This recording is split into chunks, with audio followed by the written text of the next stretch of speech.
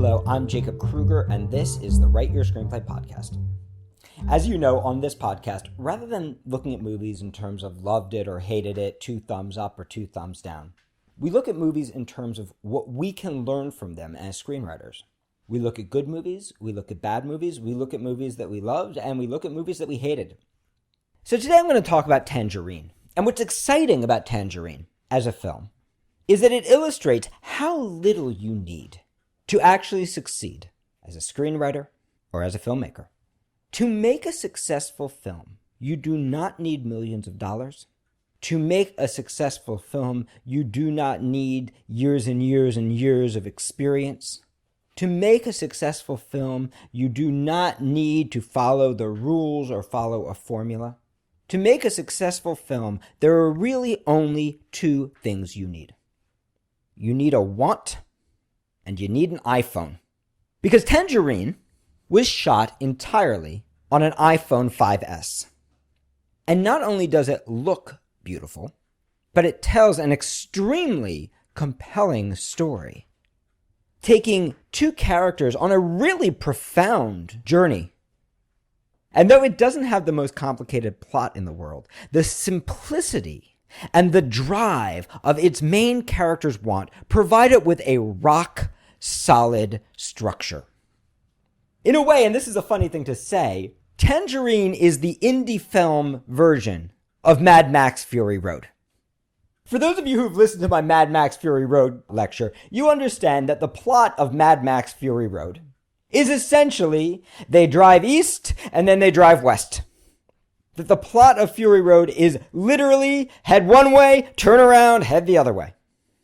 But the structure of Mad Max Fury Road is about a character who is trying to find an escape, who finally learns that she has to confront where she is.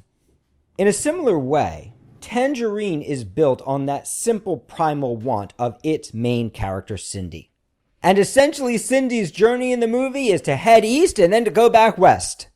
She starts out at donut time, and she ends up back at donut time. And her journey is also compelled by a very simple want. Cindy's journey is compelled by the simple want to find her boyfriend's mistress and to beat the crap out of her. That is literally the only thing she wants, and that is literally the foundation of the entire structure of this beautiful little film. You see, Cindy, like many of the characters in this movie, is a transgender prostitute working the streets of Hollywood. And Cindy has just spent the last couple of months in prison, and now that she's out, she's found out that her pimp boyfriend is shacking up with another girl, and even worse, he's shacking up with a girl who is not transgendered. And boy, is she mad. And so the structure of her journey is her hunt to go find this girl. And similar to the Charlize Theron character in Fury Road, at each step, she's assaulted by obstacles, by events and characters who stand in the way of her quest to find that woman. And much like the Charlize Theron character in Fury Road, where any other human being would have given up, Cindy keeps on going, driven by the strength of her want. And this makes it easy to root for Cindy, because one of the beautiful things about this movie, and very daring and brilliant things about this movie, is that this movie, this script by Sean Baker and Chris Burgock, looks at the world and the lives of these characters without judgment. This is a movie with transgendered characters, but it's not an issue movie. It's not a political movie. It's not an anti-hate crimes movie. And it is not an anti-prostitution movie. This movie tells the story of 2 characters who happen to be prostitutes. Rather than judging their drug addictions and their prostitution and their lifestyle choices, this movie looks at their lives with a non-judgmental eye. Rather than trying to manipulate the audience into taking a stand against these obvious social issues and these obviously horrific challenges in the lives of these transgendered characters, This movie just steps into their world. And it allows you in that way to draw your own political and sociological conclusions, to witness the characters as they are, rather than trying to tell you how to think about them. So these are transgendered characters, but they're characters who happen to be transgendered. They're not characters who are up on a soapbox about what it means to be transgendered. They're characters who are living their lives and happen to be transgendered. But just like me or you or anybody else, they are driven by their wants. And by depicting these characters in this way, these writers humanize them. They stop them from being the other, and they allow us to empathize with them, to root for them, to connect with them, to care about them, to see them as people rather than as prostitutes. People dealing with the same problems that we deal with, just in a different world. People dealing with love and betrayal and anger and selfishness.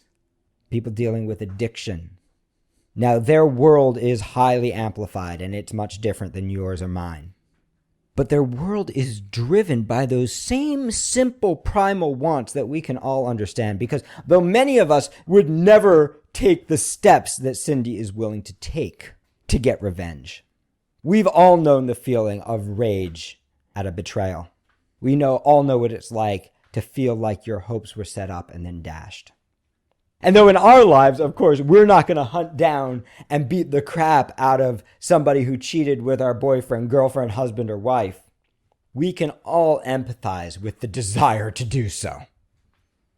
So in this way, what Cindy does is Cindy takes those primal urges that we have, and the only difference between us and Cindy is Cindy happens to be a transgender prostitute, and Cindy happens to actually take those actions in a way that we probably wouldn't. The structure of the movie is driven by Cindy's want.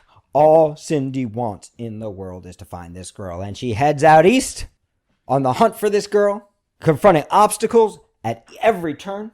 And when she finally finds the girl, she grabs her, she beats the crap out of her just as she planned to do, and she drags her back west, back to donut time, where she can confront her pimp boyfriend with his betrayal.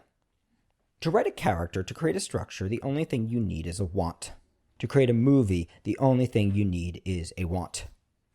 Structure grows from primal wants. And structure becomes accessible to an audience. Structure allows us to root for a character and feel the journey and the change of the character. When the character takes those actions in pursuit of their want against obstacles that would have been daunting to anybody else. When that character does the things that we wish we could do but can't, or makes the decision that we fear we might make but won't. If you want a character, all you need is a want.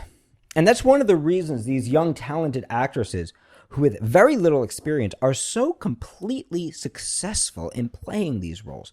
Now, of course, a lot of that has to do with their talent, but a lot of it also has to do with the writing of these characters.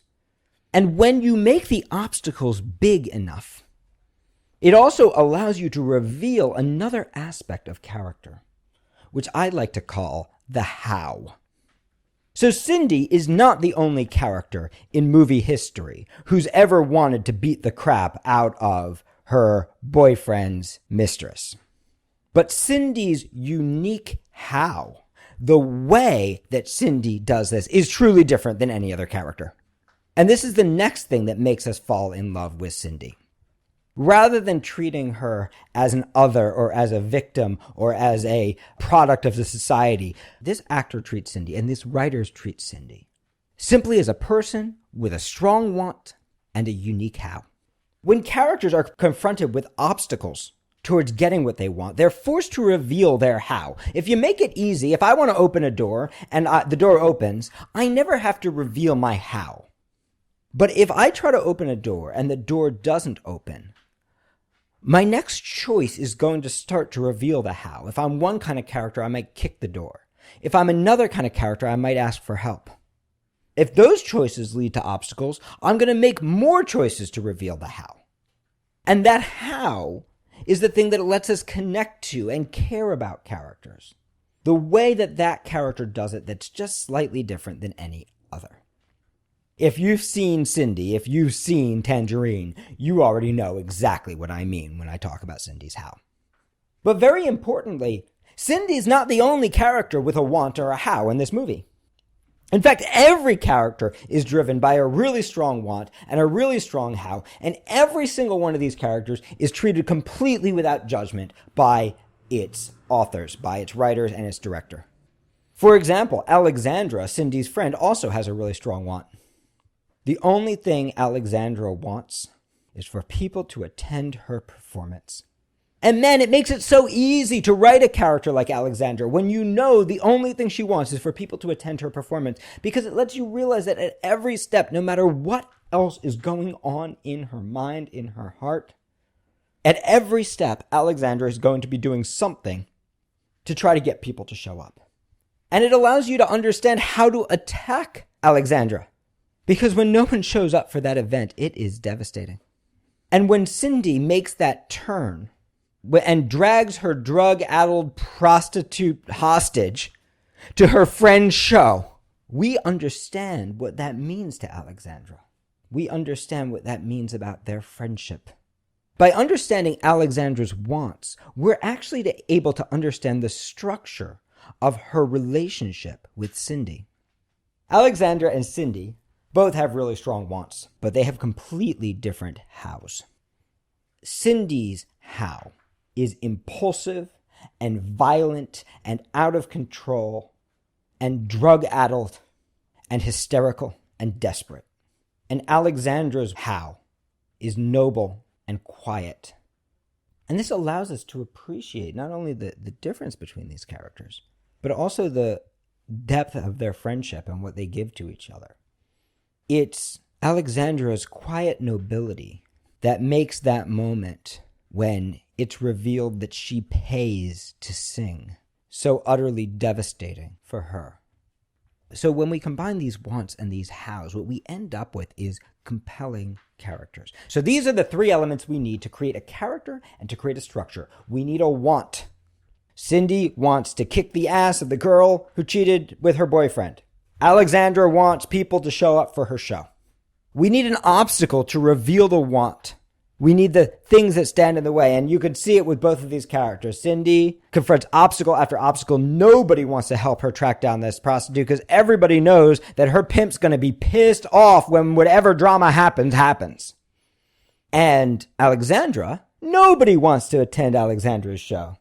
And even Cindy, who does want to go and support her friend, loses track of time as she gets caught up in her own wants, forcing a decision at the moment where she actually breaks away from her quest of getting back to her pimp boyfriend to drag her hostage to the show, where she makes a choice that lets us know what really matters to this character and how important this friendship actually is. So we need a want, we need an obstacle, and the third thing we need is a how. The way that this character pursues the want that's completely different than any other character. Because you know darn well, if it was Alexandra who'd been cheated on, her approach would be completely different than Cindy's approach. And you know that if Cindy was singing, the way that she got people to show up would be completely different than the way that Alexandra pursues it. These are the elements that allow us to fall in love with characters. Want, obstacle, how. These three elements are the primary elements of character and of structure. So if your character doesn't have a want, you don't have a character. If your character doesn't have an obstacle, we can't see the want. And you're not going to end up with a structure. If the character isn't pursuing the want, that want isn't going to lead to structure. And if the character isn't pursuing the want in a way that's unique to them, in their own unique how, then you're not going to have a character that we believe in and care about. You're not going to have Tangerine or Mad Max Fury Road. You're going to have Jurassic World. If you think of those two boys in Jurassic World with their strong wants and strong obstacles, but their how that is completely normal, completely undifferentiated from any other character. Want, obstacle, how. Out of these wants, these obstacles, and hows grow relationships. And in this movie, the profound relationship is between Cindy and Alexandra, and ironically, between Cindy and Dinah. And this little relationship between these two prostitutes, one female, one transgendered, one believing in the fantasy of love, and the other so beaten down by life that even getting her ass kicked, even being abused by literally everybody in the movie, doesn't faze her at all. You could see that Dinah has her unique how.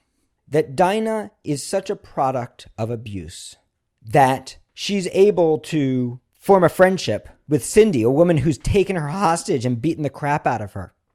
We've seen that Dinah is so addicted to drugs that she'll smoke crack or meth or whatever the two of them are smoking in that glass pipe with a woman who's taken her captive. You see that Cindy and Dinah have one thing in common, which is they are both such victims of their own addictions that they're not even able to fully follow through with their own wants. Cindy's to confront her pimp, and Dinah's to escape once that pipe comes out of Cindy's bag. So you got three characters with three unique hows. And you have an ironic relationship developing where captive and captor are actually becoming friends. And that all builds around that one moment on the bus. You see, at first, all that Dinah wants is to escape from this crazy woman who's taken her captive.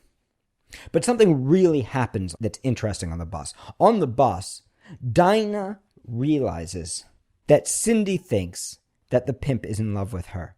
That she thinks he's going to marry her. That she thinks that he's actually her boyfriend. And suddenly what happens is the entire power game shifts. Suddenly Dinah has a little bit of power. And suddenly Dinah's goal is no longer to escape. Suddenly Dinah's goal is to take power back.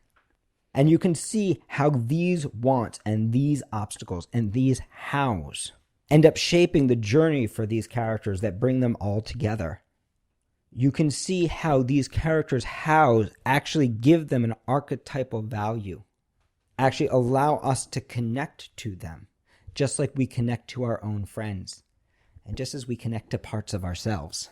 Even Razmik, the subplot B story about the Armenian John, even Razmik has a strong want to keep his life hidden from his family, to find Alexandra and have the kind of experience he wants without having to pay the consequences in his life. And similarly, his mother-in-law, she has a strong want, which is to pull down the mask, to pull off Razmik's mask, to force her daughter to see the truth. And like the other characters, Razmik, though he may be a John, is also depicted without judgment.